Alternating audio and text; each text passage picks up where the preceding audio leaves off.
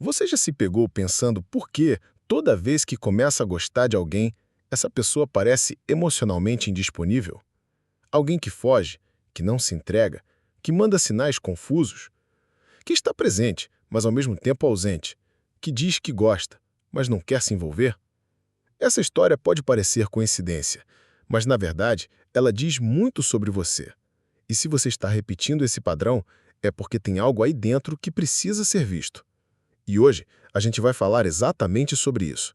Por que você só atrai pessoas emocionalmente indisponíveis e o que isso revela sobre sua relação com o amor, com o outro e com você mesmo.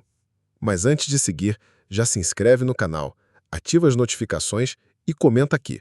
Você já viveu uma relação com alguém emocionalmente distante? Como foi? Respira fundo e se prepara, porque talvez esse vídeo vá mexer com algumas verdades que você vem evitando há tempo demais. Porque quando uma pessoa só atrai parceiros indisponíveis, isso raramente é só azar. Existe um padrão que se repete, existe uma necessidade emocional que busca validação através da ausência. E entender isso é fundamental para quebrar o ciclo. A primeira coisa a considerar é: o que você acredita que merece?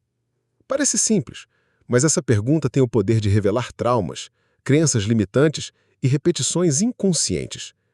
Muitas pessoas atraem o que já conhecem, mesmo que isso as machuque. Se você cresceu acreditando que amor é algo que precisa ser conquistado com esforço, atenção, sacrifício, é bem provável que inconscientemente procure exatamente esse tipo de relação. Relacionamentos com pessoas emocionalmente indisponíveis costumam ser intensos no começo.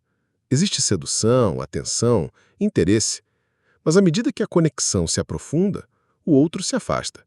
Ele esfria, ele começa a fugir. E aí, quem está emocionalmente disponível entra em modo de sobrevivência. Tenta consertar, tenta agradar, tenta fazer com que a pessoa volte a ser como era antes. Só que isso não funciona, porque a indisponibilidade emocional do outro não depende de você. Ela é um reflexo do que essa pessoa ainda não resolveu consigo mesma. E o seu papel não é consertá-la. É entender por que você tolera esse tipo de relação. Por que você insiste. Porque você acredita que amar alguém que não te ama por inteiro ainda é amor. Às vezes a resposta está na infância. Relações com pais ou cuidadores emocionalmente distantes, negligentes ou instáveis. Quando se cresce nesse ambiente, o amor se torna algo inseguro, imprevisível. E a criança aprende que para ser amada precisa se esforçar, agradar, merecer. Isso se repete na vida adulta. Você busca pessoas que reativem esse padrão, porque ele é familiar. Mas familiar não é saudável. E é aí que começa o processo de cura, quando você percebe que merece mais, que o amor não precisa doer, que a atenção não deve ser racionada, que reciprocidade não é luxo, é base. Só que isso exige responsabilidade, porque é fácil colocar a culpa no outro. Ele não quer nada sério, ela é fria, ele tem medo de se envolver. Mas o mais honesto é perguntar: o que me faz continuar escolhendo pessoas assim? O que em mim ainda acredita que é isso que eu mereço? Às vezes a resposta está na infância. Relações com pais ou cuidadores emocionalmente distantes, negligentes ou instáveis. Quando se cresce nesse ambiente, o amor se torna algo inseguro, imprevisível. E a criança aprende que para ser amada precisa se esforçar, agradar, merecer. Isso se repete na vida adulta. Você busca pessoas que reativem esse padrão, porque ele é familiar. Mas familiar não é saudável.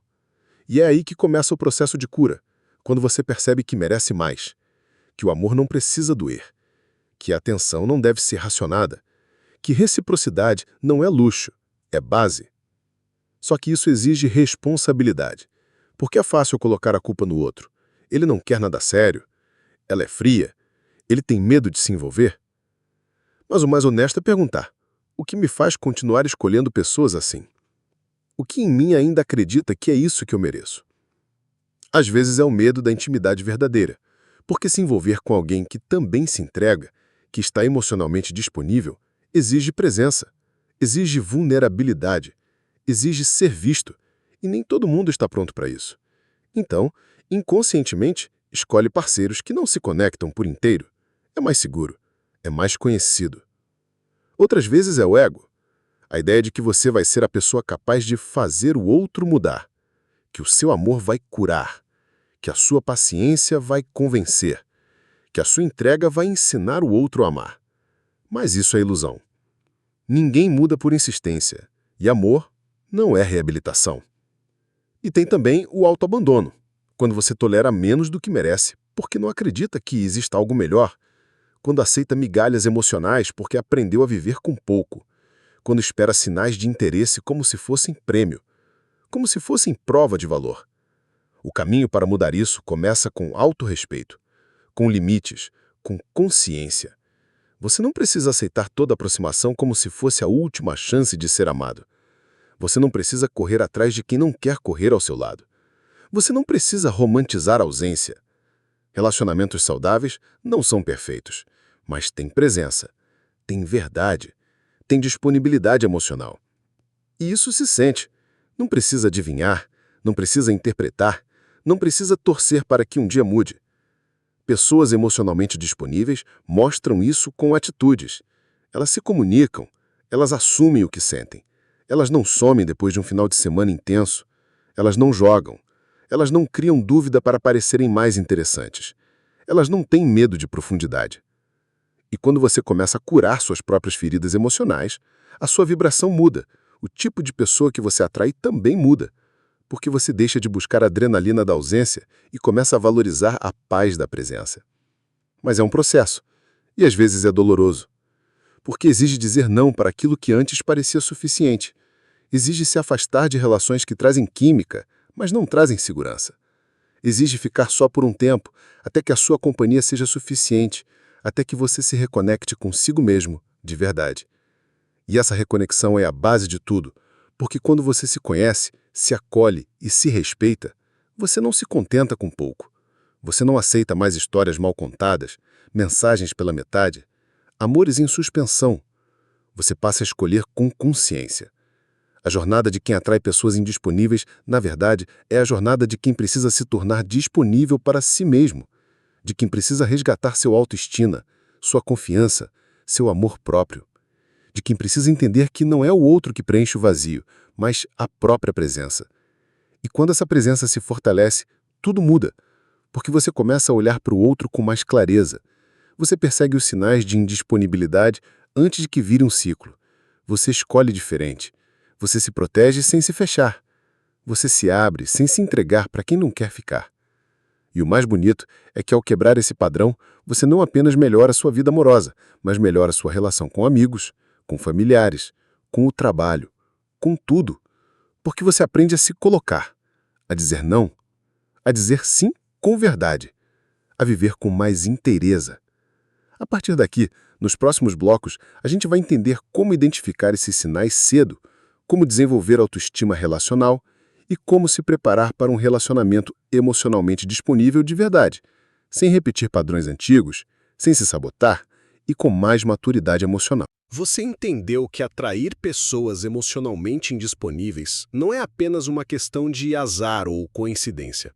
Mas como identificar logo no início se alguém realmente está disponível para uma relação ou se vai repetir o mesmo ciclo de frustração? Muitas vezes, os sinais estão todos ali, nas palavras, nas atitudes, no tempo de resposta, no tipo de conversa, na forma como essa pessoa lida com vulnerabilidade. Só que a gente ignora esses sinais porque o desejo de conexão fala mais alto. A fantasia de que dessa vez vai ser diferente acaba se sobrepondo à realidade. Então, vamos falar sobre esses sinais com clareza, porque reconhecer padrões é o primeiro passo para transformá-los. E essa clareza pode ser libertadora. Um dos primeiros sinais é a inconsistência. A pessoa demonstra interesse, mas depois some. Diz que quer algo sério, mas evita se comprometer. Marca encontros e desmarca, aparece cheia de carinho num dia e desaparece no outro. Essa montanha-russa emocional não é casual, é uma defesa contra a intimidade.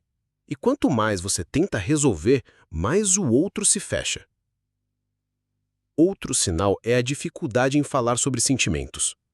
Pessoas emocionalmente indisponíveis tendem a evitar conversas profundas. Elas podem até gostar de estar com você, mas fogem sempre que a relação pede mais profundidade. Desviam o assunto, fazem piadas, mudam de tema. Elas temem ser vistas, expostas, tocadas de verdade. Mas o indício é a autossuficiência exagerada. Essa pessoa insiste que não precisa de ninguém, que prefere ficar só, que não é boa em se relacionar. E você, em vez de ouvir isso como um alerta, interpreta como um convite para quebrar o muro. Mas não é. É uma muralha que essa pessoa construiu por dentro e que só ela pode decidir derrubar.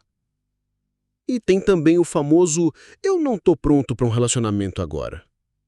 Essa frase pode ser honesta, sim, mas muitas vezes ela é usada para manter você por perto sem se comprometer. E se você continua insistindo, esperando que o tempo ou o amor mude essa realidade, é você quem está se sabotando. Outros sinais incluem ex-parceiros ainda em evidência, falta de espaço na rotina, distanciamento emocional durante conflitos, uso frequente de celular como escudo ou ausência total de vulnerabilidade mesmo depois de uma certa intimidade física. O importante é lembrar, você não está ali para decifrar ninguém. Relações saudáveis são claras, não deixam dúvidas constantes, não viram jogos de adivinhação. Mas por que, mesmo percebendo tudo isso, a gente ainda continua ali? Por que tanta gente insiste em tentar ganhar o afeto de alguém que não está presente? Porque existe uma esperança inconsciente de que, ao sermos escolhidos por quem é distante, provamos nosso valor. Como se o amor de alguém disponível fosse uma validação maior. Se essa pessoa, que é tão difícil, gostar de mim, então eu realmente valho a pena. Mas essa é uma armadilha do ego, uma ilusão emocional perigosa. O que você precisa se perguntar é: por que o meu afeto está sempre voltado para quem não me vê por inteiro? Por que eu ignoro os sinais? Por que eu insisto? Muitas vezes é porque ainda existe dentro de você uma ferida emocional aberta, uma parte que não acredita que merece um amor fácil, que confunde emoção com tensão, que foi ensinada que amor de verdade tem que doer, que só vale quando é conquistado. E aí entra a importância de fortalecer sua autoestima relacional. Autoestima relacional não é só se achar bonito ou confiante. É saber que você merece amor recíproco. É conseguir dizer, isso não é suficiente para mim, sem culpa. É reconhecer que o outro não está pronto e não tomar isso como rejeição pessoal. É aprender a dizer não para o que machuca, para o que prende, para o que confunde. É aprender a ficar só com dignidade até que surja alguém com presença emocional real, com maturidade, com intenção. E isso exige prática, porque durante um tempo você ainda vai sentir vontade de correr atrás, de explicar, de convencer, mas aos poucos você vai perceber que não vale a pena, que paz é melhor que paixão doída, que clareza é melhor que promessas, que afeto leve é melhor do que a tensão constante de tentar interpretar alguém. Esse processo passa também por cuidar do seu espaço emocional, por observar quais histórias você anda contando para si mesmo, por entender que reciprocidade é base, não bônus. Que estar com alguém emocionalmente disponível é uma escolha e uma responsabilidade também. Porque pessoas disponíveis pedem presença, pedem verdade, pedem maturidade.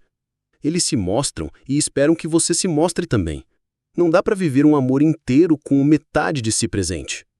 Por isso, olhe com mais carinho para o que você tem tolerado. Observe como você se sente em cada interação, como seu corpo reage, como sua intuição fala. A gente sabe, o corpo fala, o coração avisa. O problema é que a mente insiste em racionalizar o que a alma já entendeu. Você não precisa de um amor confuso para provar que ama. Você não precisa ficar em silêncio para manter alguém por perto. Você não precisa merecer atenção. Você merece ser visto, ouvido, tocado e amado com clareza. E se hoje você só atrai quem não se entrega, talvez seja a hora de rever o que você mesmo está entregando. Será que está sendo inteiro? Será que está presente? Será que está disposto a viver algo real? Ou será que ainda tem partes de você fugindo do amor? Não tem problema se a resposta for, ainda estou aprendendo. Estamos todos. O que importa é não normalizar o que machuca, não chamar de amor aquilo que prende, não vestir como destino aquilo que é padrão repetido.